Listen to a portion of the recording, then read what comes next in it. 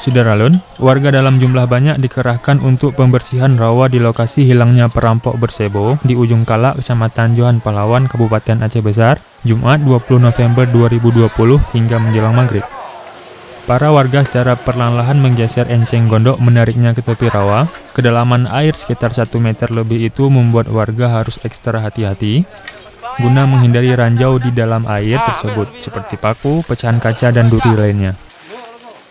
Peristiwa perampokan itu sebelumnya terjadi di salah satu toko emas di Jalan Teku Umar, Melabuh, Aceh Barat, pada Selasa 17 November 2020 sekitar pukul 12.30 waktu Indonesia Barat. Aksi tersebut dilakukan pria bersebo seorang diri dengan berbekal senjata tajam dan kunci L berbentuk linggis ukuran besar.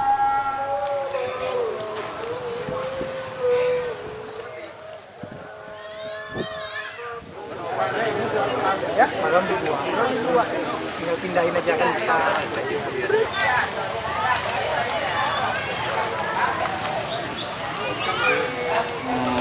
Lihat secara nyata apakah benar posisi daripada pelarian daripada yang telah terjadi beberapa hari yang lalu di toko emas itu di sini untuk membuktikan bahwasanya sebagaimana permintaan daripada Kasat melalui Kasat Reskrim melalui kami yang disampaikan oleh juga dari Kasat Polsek yaitu Saudara Firdaus gitu.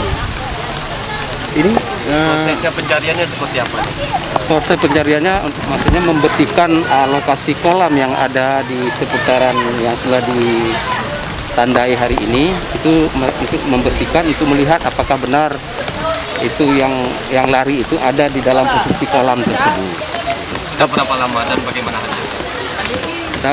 Tadi sekitar kalau tidak salah saya jam 3 setelah salat Jumat tadi kita lakukan dengan jumlah tenaga yang tersedia ini dari apa yang diminta.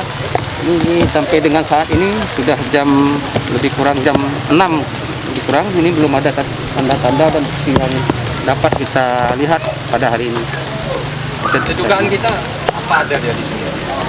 Itu sekedar yang jelas ini secara pasti dari kami tidak tahu persis, tapi yang disampaikan oleh dari Kasat Reskrim serta juga dari informasi warga demikian. Oke.